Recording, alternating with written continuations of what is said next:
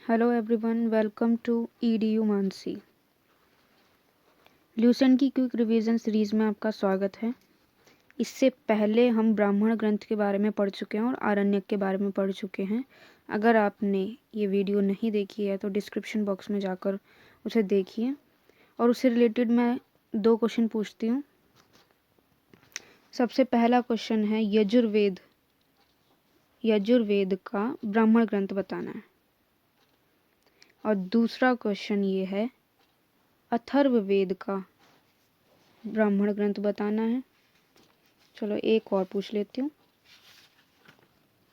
Last question ये है कि आरण्यक का मतलब क्या है और ये कहाँ पर इनकी रचना हुई थी। इसके बाद हम आगे चलते हैं वेदांग पर। वेदांग पढ़ते हैं।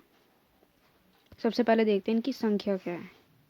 वेदांग मेनली 6 होते हैं और 6 के नाम ये आपके पास ये सामने लिखे हैं। देखो, पहला है आपके पास व्याकरण। व्याकरण का वर्णन जो है आपका अष्टाध्यायी में किया गया है।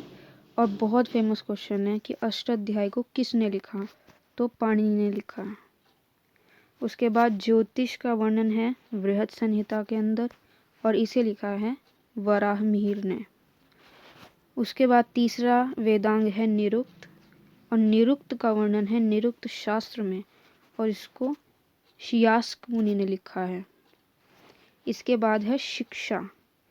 शिक्षा का वर्णन है शिक्षा शास्त्र के अंदर। फिर है कल्प। कल्प का वर्णन है कल्प शास्त्र के अंदर और इसे लिखा है गौतम ऋषि ने।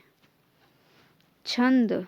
छंद का वर्णन है छंद शास्त्र के अंदर और इसे लिखा है इसका वर्णन छंद शास्त्र के अंदर है, लेकिन इसका स्पेसिफिक नाम नहीं दिया गया है। इसके बाद आता है वेदांग के ज्ञानी।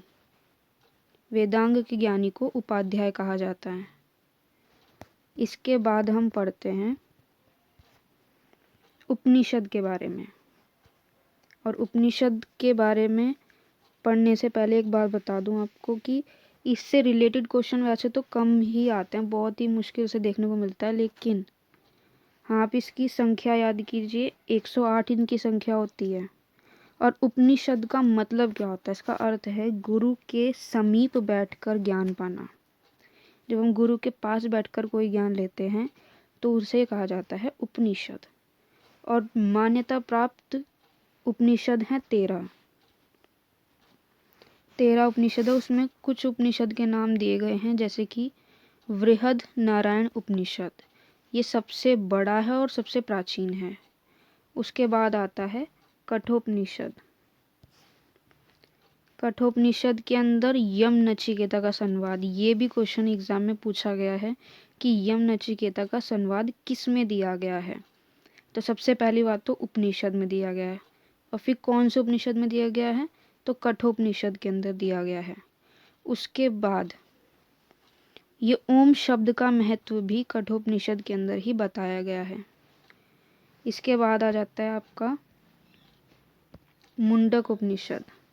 मुंडक उपनिषद से बहुत सारे क्वेश्चन बनते हैं और सबसे ज़्यादा महत्वपूर्ण यही है कि सत्यमेव जयते कहाँ से लिया गया है, तो ये मुंडक उपनिषद से लिया गया है। जबाल उपनिषद के अंदर आपको त्रिमूर्ति की चर्चा मिलेगी। त्रिमूर्ति में कौन कौन आ गए? शिव, विष्णु और ब्रह्मा। इसके बाद आ जाता है आलोपनिषद। इसके अंदर अकबर के समय जो रचना हुई थी, ये वाली जो आलोप उपनिषद है, ये अकबर के समय की रचना है, इसका वर्णन किया गया है। इसमें सबसे महत्वपूर्ण जो प्रश्न बनता है वो यम नचिकेता का संवाद है और ये मुंडक उपनिषद वाला है। इस पर ज़्यादा ध्यान देना है।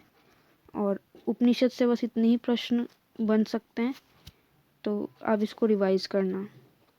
जब तक के लिए थैंक यू। रिवाइज़ करना इसको।